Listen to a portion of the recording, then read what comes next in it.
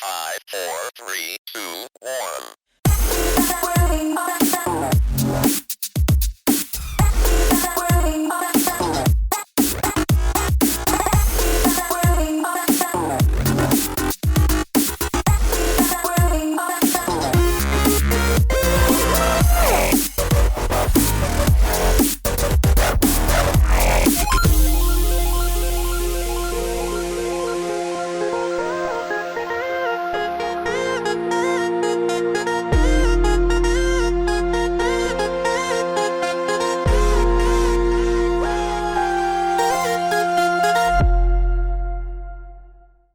Hello and welcome to LMC Cast with Mr. Vanato, Random Genius and Vger. Today's going to be a short but special focusing on E3, isn't it, guys? Well, you say short and special. It depends how long we waffle about Nintendo for. Point taken. To be fair, it really could be very short. It's just the three of us, but well, we'll make the best of it. Yeah. Oh, but we've got plenty. We'll have plenty to talk about the other conferences as well. Oh, So, there's been a few conferences, yeah. Quite a few indeed. So, alright, where to start though? There's such a swath of announcements and new things to announce to be excited about. So, tell you what, I'll start with the thing I was most excited about. Yeah. And I'll tell you what, I was rather surprised it came out of Microsoft. Ooh. And it was an announcement. For a games company, I really thought this was something amazing.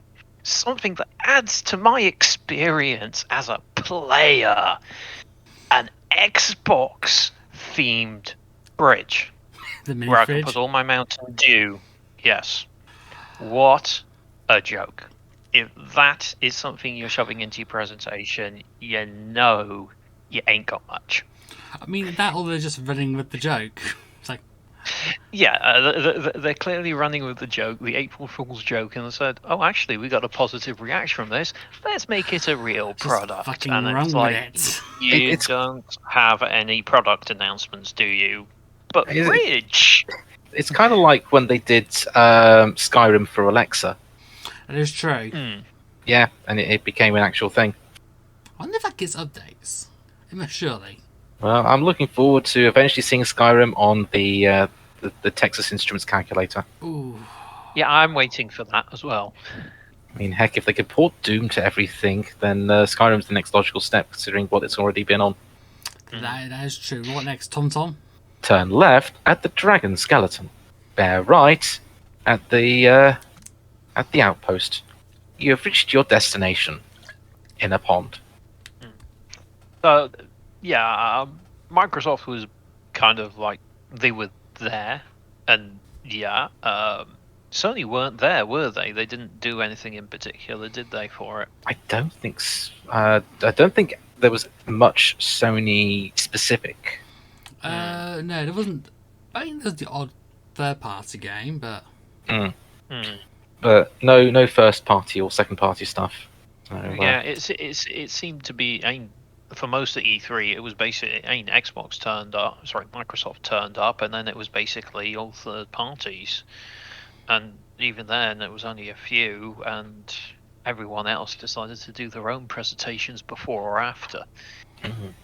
True. I mean, to be fair for Sony, they did do a state of play for the New Horizon, just like a week or two before.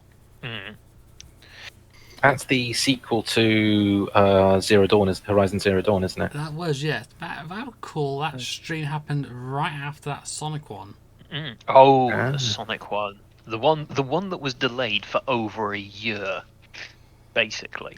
We got a stream coming for you. We've got it coming. It's almost here. Yeah. 1 year later, we're going to announce something. It's like, are you sure? Are you ready for this? Yes, get on with it. So yeah, Sonic Colors Ultimate. I am actually excited. I mean, it's nice they put it on the PC. I have not played Colors in years. Same. I mean, I'll pick it up for the Switch. It just purely because it's like, yeah, I might even pick it up on PC as well.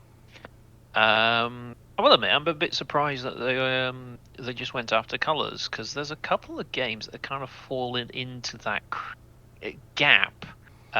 Certainly that haven't seemed to have made it to PC release or anything else. I think Sonic Unleashed is another one, isn't it? It's pretty much anything from, well, technically 06 up to before Generations. Anything there, it's just not on PC. Yeah. Generations you can understand. Unleashed, I can't understand as much. And Colors, I can see why they're bringing it back, because it was a very well received game at the time, and it's only been out on one console. So, yeah, it's Well, 2 if you count the 3DS version. The 3DS yeah. or the 2? I think it was just standard DS. Yeah, I think it was DS. Because I remember playing that, and I remember chatting to Kev about that, and the basic consensus on the DS version of Colors was that it was effectively just Sonic Rush 3. Colors. Yeah, Which, but not as let's good. be fair, that's Sonic Rush and Rush Adventure were brilliant. But I'll admit, this is probably a bit of a heresy. I never took to the Sonic Advance games too well. Ethan! It was only... Yeah, I know. It was only Sonic Rush Adventure that I took to, and they, in my book, were the pinnacle of 2D games. Mania is still really good. I just have a really fond spot in my heart for Rush and Rush Adventure. And it's a shame you're probably never going to see a proper port of them. Yeah. I mean, to be fair, they've got, a dual screen issues to work around, so... Yeah, and it's... Yeah, you probably... If you were to do a successor or a remake at this stage, you either shove it on a PC screen or TV screen and you have it with the dual screen mode, or you remake it. Although the dual screen mode did have the touchscreen functionality, so they need to have a bit of a rethink on how to remake that, or port it even. I suppose. I'll tell you what. Thinking of the aspect ratios of most phones, could probably do it with very little work onto mobile. They just need a decent emulator at the very least. Decent emulator, and then it's just a decent control setup as well, because I like the feel of buttons. I just don't think you get the same responsiveness with a touchscreen. True, you need that tactile feedback. You do, yeah. Yeah. But we seem to be digressing, don't we? Just a little bit, that's fine. Yeah, just a bit. But yes, Sonic Colors Ultimate Edition. The tease was it for a new Sonic game? Everyone's Sonic Rangers. Cool. People are assuming. They're assuming. Because Sega's not very good at hiding their files, file names. So, come on, guys. And a new compilation, which, to be honest, it's been long enough since the last major compilation, so it's a good time. If you haven't got Sonic Mega Collection, Sonic Mega Collection Plus, Sonic Gems Collection, the Sonic and Sega Genesis Collection, or in fact the original games on PC or on the original cartridges, then here's your opportunity to pick up some classic games. It's what, 1, 2, 3 Knuckles and CD? I want to say. I know it's the first. I don't 3. think. I know it's the first 3, but I don't think they've announced much else, which surprises me a little. Because, to be honest, now you could probably smash the contents of Mega Collection Plus and Gems onto a single cartridge, and then probably get Adventure and Adventure 2 plus Heroes on there, and still not be struggling for space. It's quite the thing. But I would really say, if they ever go back and re-release Adventure up to Heroes, those have aged poorly. They need a proper remaster if you ever do re-release them. Yeah. let's never talk about Sonic 06, shall we? Ugh. I'm sorry, what? I've never heard of this game that you've spoken about. Yeah. I mean, there was that weird clip of him just I agree with- visiting a city, and that was about it. It's like, I don't know why else they released that. To be fair though, if they went back to it, Sonic 06, and it's like they fixed that one story point that everybody hates. Which point? There's Uh, multiple points. The main point, the bit towards the end, Oh, the Sleeping where Beauty everyone- moment. yeah, that bit. That's the main bit. And then they tone down the rest of the kind of, wait, what the heck is going on here? Oh no, don't do that kind of moments. And then just fix the gameplay and all the glitches. I You mean, if they probably got just a fixed the really good load game there. times and the camera, I'd be fine with it. Yeah, there's a couple of things they need to fix. Because I think there's a gem of a game in there. It just got rushed out the door. And it's been damned ever since. A bit of a shame. But we are digressing again. Again. Seems to be a common thread when we start talking about It's Sonic like we're games. I missing wonder our why. it's like we're missing our main head honchos to keep us in line. Well, there's that, and it's like, well, there really wasn't much in E3 to talk about. I mean, I've got an E3 everything that was announced, and it's kind of just I'm reading through it, and it's like, are these the highlights? I mean, there's a bit of everything I- for everyone. Yeah. Yeah. I mean, Microsoft seemed to be pushing the Xbox gaming service to everything. Which is True. fine. And a bunch of day one exclusives for that as well, including Psychonauts 2, Psychonauts. which I am looking forward to. Yeah, Psychonauts 2. What was it? It was Back 4 Blood. That's getting day one access on Game Pass. And considering that game's going to be like £60, that's going to be like a steal just to get on Game Pass. And that's it's the Left 4 Dead-esque game it is. Yeah, I think that was pretty much the as much as I gathered from the Microsoft conference was just Also, Halo. But Free to play it's like- multiplayer. Nice. yeah, but we've known Halo's been coming for so long. It's good. what is it, 4 years now? 5 years? Probably not. Probably 4. Hmm. It was supposed to come out last year, but But then Half- stuff half happened. got in the way. stuff got happened. It had to be more fine tuned, which is fine. That famous saying goes: "A game delayed is a game not bad." Duke Nukem Forever would like to have a word with you. Well, a game at least it's not rushed out like 06 was. No, it took 14 years, 3 development studios, and a ridiculous amount of money to create Duke Nukem Forever, which is, you know, Duke Nukem Forever. It's the punchline to all delayed games, and the fact that it was as bad as it was the icing on the cake. Could you imagine Yeah, if they rushed it like?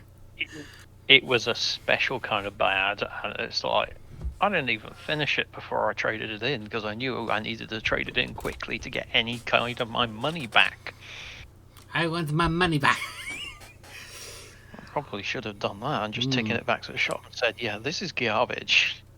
Yeah, the game's broken. Why? What's happened with it? It ended after 2 hours. And it was very not entertaining. But yes, that is the punchline. But as Mr. Vanato has said, sometimes delaying a game does improve things. Yes, but that was Microsoft's side of things. But yeah, the other main companies kind of just did their best bits and didn't really unveil all that much. At least that caught my eye. No, not really. There's nothing show-stopping, and I do have to kind of think that a lot of the reason behind that is the state of the world this last year. I mean, speaking personally, and I know yourself, Ian, we've both been able to work constantly remotely for the last year.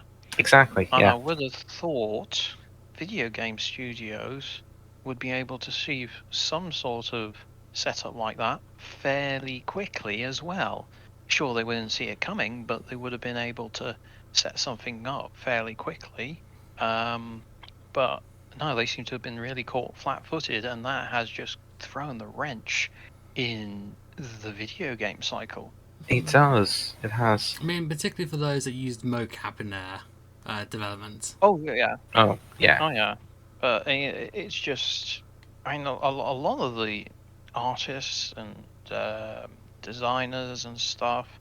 It's all kind of work that can still continue remotely. Even if, yes, I know there's the matter of PCs and having the right PCs and the powerful PCs, but there are virtual networks that you can dial into these powerful PCs and continue the work remotely. There are ways to achieve it. It's just, yeah. So I'm just a little surprised that it is just hit the games industry that badly. So we seem to be getting such a lackluster year. I must admit, there were some things that did interest me, the actual legitimate games in the E3 conferences this year that I did take quite a big interest in. The common thread being that they're all Nintendo themes. Yes. I mean, even Square Enix, and heck, everyone here knows that how much of a Square Enix fan I am. Oh yeah. There just wasn't there. You had the Guardians announcement, Guardians of the Galaxy, which is basically just a spin-off of the Avengers game that they did, which just didn't. Which kind of fell flat. It did. It did, from what I hear as well. But that's the thing. I've played tons of other superhero games. I kind of just felt burnt out on that genre after Avengers Endgame. So it's kind of just it's nice for me to sort of take a step back and look at other things, and just going Avengers, Guardians. And much as I love the Guardians of the Galaxy, it just didn't catch me at this moment in time. Maybe it'll be better, but if they don't announce it every 5 minutes. I think Disney is towing a very fine line, because it's clearly, the thing is, they're pushing the Guardians of the Galaxy brand with the characters they have in the movies, but then you look at the video games and it's like, well, these are not the characters that I know from the movies. These are closer to a version you see in the comic books. And admittedly, that's bad, but it's you kind of. And I think that's part of the problem with the Avengers game. Is like you look at them and it's, I want to play as my favorite character. I want to play as Robert Downey Jr. as Iron Man, and it's like, nope, they're going to try and find a balance, and you're not going to like it. Partly because they probably couldn't pay for Robert Downey Jr.'s likeness in that role. So I think that's where those kind of games fall flat. Disney have done so well from those movies now, and it's like, well, let's cash on it with the games, but then the games fall flat because they can't follow the mold of what people are expecting those characters to be. Just my two thoughts, because they're making it hyper realistic. If they made it cartoony or something like that, it doesn't need to be Robert Downey Jr. It could be like the Telltale iteration of Guardians. For the Lego games, in terms of silliness. Yeah, I mean, that sells well. Yeah, it's detached enough from the movies that people don't draw the association. True. Sorry, diverting again. But yes, aside from the Guardians, the only thing that sort of caught my interest were the two Final Fantasy announcements. The first one being the prelude to Final Fantasy 1, in which the internet has mockingly referred to as Chaos Edition, because the trailer just basically spouted chaos all the time, despite the fact that that is actually a part of Final Fantasy 1, and I'm not going to mention any more about that. It was what, Strange to Paradise specifically? Strange to Paradise. The fact they keep referring to chaos all the time, that's kind of a plot point of Final Fantasy 1, so that's kind of why they're saying it. I think it's all supposed to be like the origins of 1. Yes, so if it would be the origins of chaos. Spoilers for those who are interested in playing through Final Fantasy 1 for the first time. Chaos is actually the bad guy of the first Final Fantasy game, as in the legitimate bad guy is a person called Chaos. So when they're hunting Chaos, that's probably who they're hunting. Makes sense. The other one, which I got alerted to before I saw the actual conference and such, was re-releases of Final Fantasy 1 through 6. Yeah, And they call Pixel Enhanced Edition. I mean, they are it's a case pixel of- games, so... Well, and I just thought, well, they can't do any worse than the mobile game of Final Fantasy V. If you are listening to this and you've not seen the mobile version of Final Fantasy V, go check out my my Let's Play of Final Fantasy V over on the LMC YouTube channel. Its graphical style is unique, to say the least. And yeah, basically take the wonderful art style from the SNES era or the GBA games re-releases of it, and basically smush them into into just generic character sprites. It didn't work well. Of which I mentioned many times. So it'll be interesting to see how they do that. But it's being released on mobiles, which kind of already have a whole chunk of those games already announced to it, already on it. So I don't quite see what audience this is getting. I suppose anyone who's not played the original ones at any point. At any point, yeah. Or perhaps those that refuse to play the mobile version of Final Fantasy V because of the kidified graphics. I can understand it. I can't see the audience for it personally. I mean, it's going to be on Switch, so it's going to be an option for those who just want something to play on the go. True. But yeah, that was Square Enix. And then the other things that caught my eye were actually things that I was interested in. The main one from our good old friends at Ubisoft was the sequel to Mario and Rabbids. Ah, yes, everyone's been eager for that. Yeah. Everyone? Well, everyone doesn't hate it completely. It's been like one of those surprise, nice ones of a crossover. Because it was Mario plus Rabbids plus XCOM. You would have thought wouldn't have worked. It's like everyone's like mocking. It's like, this is not going to work, surely. And then they see it like, oh, this actually does work for some reason. How the hell have you done this? I mean, it's. I'll just freely admit, it's like XCOM is not the kind of game I like playing. That turn-based strategy thing kind of rubs me the wrong way. It is a particular taste. Yeah, it's not my taste. It's like most people's Annecy Twist version of Sweets. I like Annecy Twists, but I don't like turn-based strategies. And most people don't like Annecy Twists. Anyway, I'm digressing. My only question is, what the frick is that rabbit that has the green and black hair? I don't know. What? I don't know. I think they're keeping their identity a mystery. Okay, because I just wondered if it was something out of the first game or something, and I just look at it and I'm kind of just going, this clearly means something, but what does it mean? Because it means less than nothing to me, and what? I mean, there are no rivets. So I'm not missing anything in particular. Not to my knowledge, no. Uh, Admittedly, I haven't fully completed the original one, so I may need to do that before getting Spark of Hope. Yeah. So basically, it's just it's something that they're putting out to make hype for the game, and it's freaking working because I'm talking about it, and it's not a game I ever intend on buying or playing. True. So it worked. Thank you, rabbits. God damn, they're annoying, but they know how to do their job. That's the sound they make, isn't it? Something like that. So, speaking of XCOM-esque games, there was Metal Slug Tactics announced. Oh, I forgot about that. Yes, that I am looking forward to. I think someone, it might be you, Ian, that said it was remind you of Final Fantasy Tactics. Was it? No, I think I said it reminded me of Advance Wars.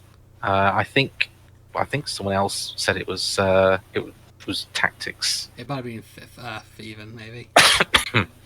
But yeah, it's another strategy game that caught my eye and thought, ooh, this is interesting. This will sort of perfectly capture that Advance Wars thing that I've been missing for so long. And then Nintendo announced Advance Wars. Not just a new one, just the remake of 1 and 2. Yeah, it's a remake remaster of Advance Wars 1 and 2, which I'm happy with. I mean, to I be l- fair, a lot of people liked that. It's a bit of a cult classic from the Uh, GBA era. Yeah, so originally it was Famicom Wars over in Japan, and then at the advent of the GBA, they released a new game for international release called Advance Wars, and it was a resounding success to the point where it had 3 sequels: Advance Wars 2, and then the DS sequels, Dual Strike and I think it was Dark Dawn released over here. Possibly. But yeah, so basically, yeah, you had those, and then you also had the real time strategy spin off, Battalion Wars for the GameCube.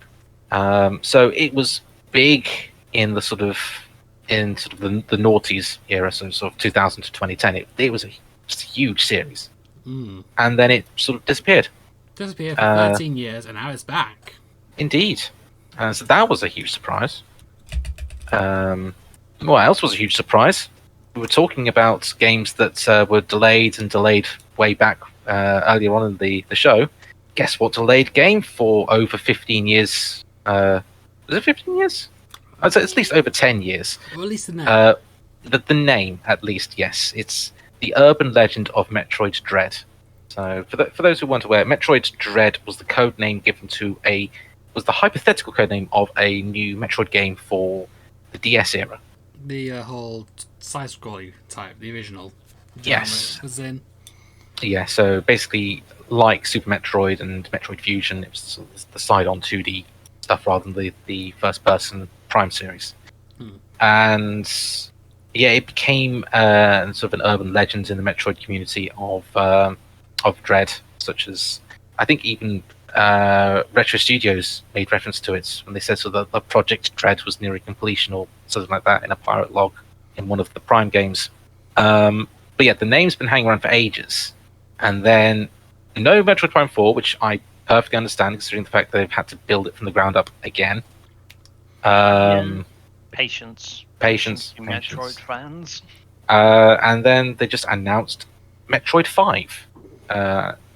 Metroid Dread, which is just okay. I was totally not expecting this, but I am all up for more side-scrolling Metroid, and it seems to be playing more in the vein of the claustrophobic hunting setup of Fusion. I know Jay said he's quite interested in it, so that's something for him to look forward to at the very least. I might have a look at it myself when it comes out. I would advise if you are wanting to get into the side-scrolling Metroids, play Fusion first. Are they on the Switch in any capacity? Because I don't know the consoles. Fusion is the Game Boy Advance Metroid. So the nearest thing you can go to get it if you don't have a GBA is the Wii U shop, which is probably not many people. Where do you go on the SNES or NES? Because I'm pretty sure it might be on the thing for that, maybe. Get the SNES one, which is Super Metroid, because that's effectively. I would go for Fusion first because that's the more friendlier game to start off with in the whole Metroidvania genre, and then Super Metroid. But Super Metroid itself is a really good game to start off with. If you have a 3DS, try and pick up the Samus Returns remake, because it's done by the same studio that's doing Dread. So if you want to see how Dread's going to evolve, get the 3DS version. Okay. Wow. You look So I did a quick. I just did a quick eBay search. So Metroid Samus Returns Legacy Edition for 3DS. Oh wait, that's slightly better. £175. Oof. The top listing is £300 from the United States. But yeah, the game itself, with case, you're looking at £100. Without case, you're looking at around 85. Oh, that one's from Japan, but £85. I think it's also available as a digital download on the 3DS shop, but don't quote me on that. Yeah, if you want to waste your money and not have a physical product to sell on later on, which seems buying Metroid Samus Returns on the 3DS was a good investment for some people.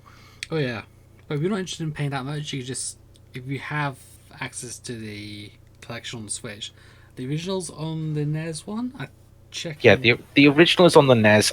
I wouldn't play it. Not unless you're a masochist. If you're interested in sort of NES time, it's very dated. I would just go straight to Super Metroid.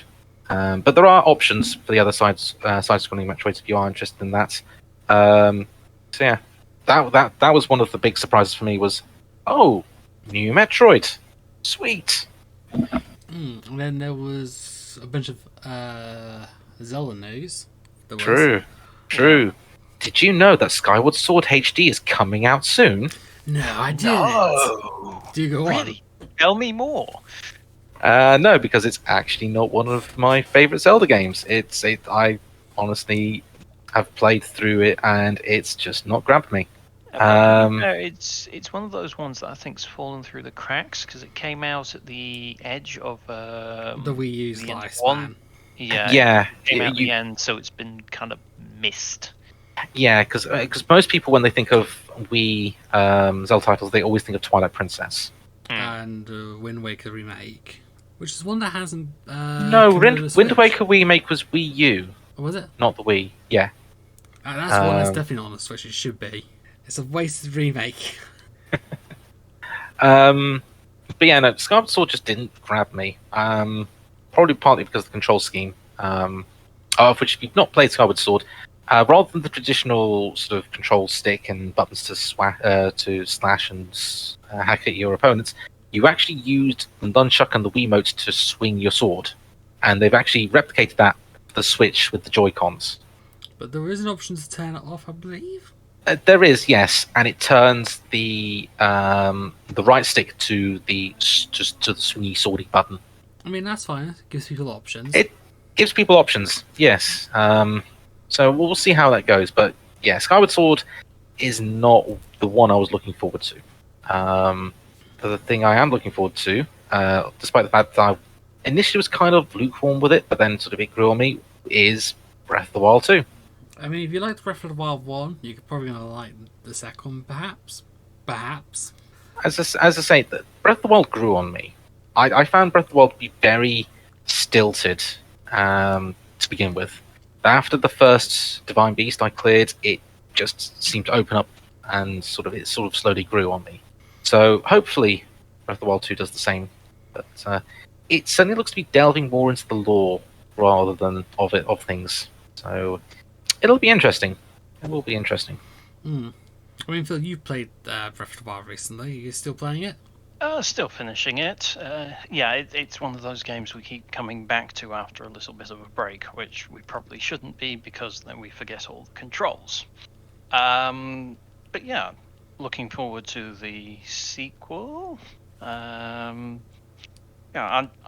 will admit, in the past, I've not been one of those people to go for Zelda games because I kind of just went, and then Breath of the Wild played it, and it's like, okay, yeah, this is really good, and got into it. Especially the puzzles. The puzzles were really nice. So yeah, I'm looking forward to the sequel. I mean, if you're not looking forward to that, you've at least got the Game & Watch Zelda stuff to look forward to. If you're into that sort of little trinkets. Yeah. Worth it for Link's Awakening alone. If you say so. It probably isn't, but I'm obliged to say this because Link's Awakening is my favourite Zelda game. It's not the best Zelda game, but it's my favourite. I think it might be one that Kev might take a glance at. I think one of the games on it is one of his favourite. I can't remember which one. He really likes that Game & Watch game that they're including on it, the mole hammering one. But yeah, aside from those things, the rest of it was just kind of there. Nothing really caught my eye, good or bad, and that's kind of a bad thing. Because if you have a bad E3, people are going to remember it and go, "Oh yeah, these are the ones that did this, and you kind of do live on, and you do kind of have that thing, and you go, okay, we're going to be better next time, or the games are going to still be in the memory, and when they turn out to be a lot better than expected, public opinion soars, and it becomes the next big thing. But this one has just been, it's been there, and there's been very little traction aside from some of the big things. Yeah, apart from Zelda, apart from Zelda, some surprise ones, apart from Kazuya in Smash from Tekken, he's coming. oh yeah. You see, unfortunately, I put that into the sort of the general. It's there, and it's a shame because Tekken being a rep in Smash is huge, but I think it was just a part of what the entire thing was. It's just it was there, and there was just no build up. There was no sort of thing to it. It was just it was effectively it was, I mean, and that's the same for Capcom, for Who else had one? Ubisoft, for Squeenix, for Microsoft, for I mean, the only other thing that stuck in my mind throughout the entirety of E3 was Devolver and their NFT that they were selling. The what? That's the one I didn't watch. What did they do? They were selling an NFT, and I can't say what it stands for because it's definitely not safe for work. God damn, I'm gonna have to look it up later. Um, Don't tell me I'll look it up later. It's fine. well, to me saying it let's just say me saying it would be definitely out of character. But that was the only thing that stuck in my mind was Devolver playing off the whole thing of the whole sort of concept of conferences and such, and doing their version of various things. But that was it. But the rest of it was just there, and you had your standard tropes. You had your Far Cries. You had your Call of Duties. You had your Halos. You had your standard stuff, and it was just is. And yeah, if you liked the things that were shown, more power to you. For me, it was pretty underwhelming. It wasn't bad. It was just there, and I think that's possibly worse than it being a bad E3. I mean, that's fair. Yeah, but ups and downs. It can't all be stellar. No, especially this year, when you consider last year we had we had a major world event. Mm-hmm. We had 2 console launches, which didn't seem to bring anything to the table in terms of this is why you should buy our console. Other than pain and anguish trying to get the console. Yes. And yeah, the only ones seeming to win right now is the one with a established console that's fairly cheap and easy to develop for, or pump something out on it that's been somewhere else for a while. So Nintendo are winning once again. Yes, I've looked at their lineup list. They've pretty much got at least a notable game coming out each month. Yeah. I mean... Oh gosh, I've just remembered something I completely forgot. Oh. Which is unlike me, considering the series it is. Shin Megami Tensei 5. Oh yes, that was shown as well. That was shown as well. And the fact that I, as a huge fan of the Shin Megami Tensei series, Completely forgot about that. Shame. No, it's fine. Were you that disappointed? No, I am actually legitimately excited for 5. Because it looks like it's going to be a building on all of the stuff from 4 and actually, making getting rid of all the stuff that made 4 so slow and bogs down. It looks like it gives it a nice lick of paint and such like. So yeah, I am looking forward to 5. Unfortunately, the trailer, much like the trailers for everything else, was there. It was fine, but it just wasn't memorable. I mean, at least it was there. There was one noticeable series that was not anywhere at all in Nintendo's, and that was Pokemon. I know. I couldn't see any Bubsy games. I'm absolutely shocked by it. God damn, Ian.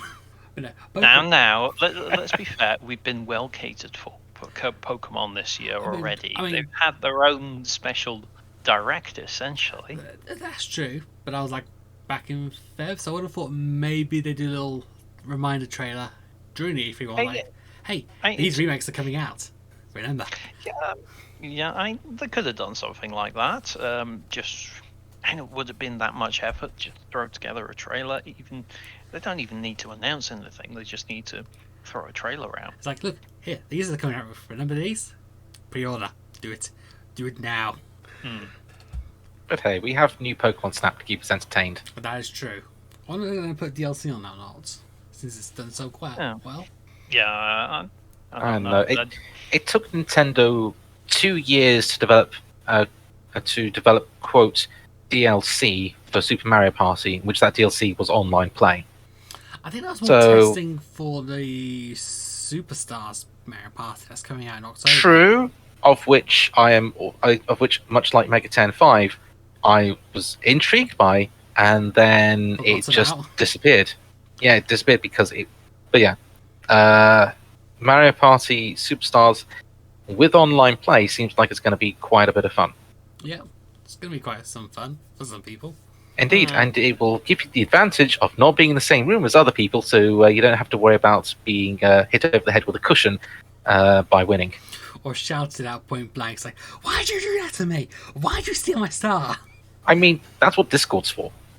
True. I've always kind of struggled with the Mario Party games because they always seem to take a long time to do. Well, Super Mario Party actually gets a game done in under an hour. Depends on how many turns you set it for. True. Then again, that was kind of light mode, and it was basically you could have a game that finished in 10 turns. True. Whereas standard Mario Party boards finish after 20 turns. Yeah, that's 2 hours potentially, and it's like losing will to live. At least it isn't Sonic Shuffle. I'll play that. I have played that. It took me an hour and a half to beat one board. Oof. In single player. Single player? Oh, that sounds painful. I played it when I was around at Dave's a long time ago. I own it, but I've never actually played it. And it's like, okay, wow, this is pretty dire. I have to say, it is probably my most recent Sonic game acquisition. To be fair, it's been a while since I bought a Sonic game. True. And I will admit, I have been looking at, okay, how do I import things from Amazon Japan for the one that they've just announced with the art book? The colours you mean? Yeah. Wait, Japan's getting the art book for? Damn, They're getting an art book. They're getting an art book, a coin, a CD, and it's like, but Sonic's not that big in Japan. Why are they getting the nice editions? Why is your parents not getting it? Your parents love it. Somewhere a T-Bird's merch sense is tingling. Well, he'll have means to get it anyway, he will. Oh, you can do it. All you need to do is apparently sign up for an Amazon Japan account and then just deal with crappy currency to conversions and whatever the shipping fees end up being, which could potentially bankrupt you. And let's just forget about customs, which I don't know now. If we've got a free trade agreement with Japan, does that mean we don't get customs? That might be something. I'm a computer scientist, not an economic. I'm not good with finance. Yeah, or international trade disputes. I mean, we'll find out soon. And if it means no more customs, it means more people can get more shit from Japan. Well, to be fair, it's like the deal we got in place is just parity with what we had with Europe and Japan before. And I will admit, I've had a number of things shipped over from Japan in the last couple of years that ain't been caught by customs, and I really think they should have been. So I don't know if it means that we don't get customs charges anymore. I'll have to Google it. Yeah, I think it's certainly something to investigate after we finish talking about E3. Sorry, am I diverting again? No, it's fine. It's fine. It's all E3 related. Today's episode is called I Digress. But I digress. But I digress. But I digress. I'm sorry. I watch something frequently that has one of the people on it just continually, one of the commentators on it just continually go off on random tangents whilst things happening, and then just goes, but I digress. But I digress. And I'm sure we'll hear about that probably in the next regular recording for LMC Cast. Are you trying to get us back on track? Maybe. You can't prove anything. Right. So, not really much else to say, is there, for E3? Just kind of a damp squid, and then Nintendo came in and announced, yeah, here's some games coming up. A bit And for everyone, but rejoiced. not enough for everyone to go, woo, winner! Yeah, that's the thing. Certainly not enough to back up the first full year of 2 major consoles released. New consoles. There's not enough there to say, make me want to go and buy it at the full price. I mean, to be fair, there was the thing that affected everyone, so... Yeah. Next year onwards, I would imagine. Yeah, I'm surprised that Microsoft and Sony maintained their launch dates with what they were, knowing that the catalogue's not going to be there. I know there was very little in terms of exclusives for the Xbox Series X, and for the PS5 you had Spider-Man Miles Morales and Demon Souls. And now I think you had this long wait. Now you've got Ratchet and Clank, and I don't know what the next big exclusive is for the PS5 aside from God of War, and that's I don't know much about. I just know that there's a sequel coming out for the PS5, and that's it. No, that's Dad of War, isn't it? I mean, there's going to be Horizon at some point. That's going to be the next exclusive. At some point. To be fair, I look at it now and it's like, okay, well, why should I invest in a console when a PC is fine? Sorry, Get the PC Xbox Master Game Race. Pass for the PC. You can get the entire Yakuza series on there. Do not tempt me. I am playing through Yakuza 0 on PC. Oh, how far are you in and by the way? Like chapter 2.5. Oh, introduction of Majima. Nice. Oh no, Majima's chapter 3. Sorry. Okay. No. But I digress. But I digress. It's all fine. It's all fine. Yeah. But So yes, it's just underwhelming year, I think. Underwhelming. Maybe for next us, maybe next year. But if you do feel that there are other things that we may have missed, feel free to sort of let everyone know in the appropriate places. Don't forget to like, comment, subscribe, ring the bell, or whatever means of supporting this podcast you do now, or wherever it ends up in the dim and distant future, because God only knows what's going to look like in 10 years' time. That's a scary thought. Someone might be listening to this in 10 years' time, but I'm just waffling. God. Kev's done it to me recently, where he's re-released things I recorded with friends 10 years ago, and it's like, I remember none of this. I deny all knowledge. Lies. Slander. I did what? No, I don't remember that. No, Phil, definitely. We do remember the time that you yelled at us that you had a massive wrench and we had to get out of your way. Oh, that was kind of hard to forget. That's a highlight. Oh, man. And I think with The that... key is you never forget. Never forget. That is true. And I think with that, we shall end it for this episode. So, thank you very much for listening. Indeed. Have a good rest of the day, wherever you are. And we'll see you next time when it should be a bit more back to normal with the board games. What will be? We'll find out. Ta-ta for now. Bye.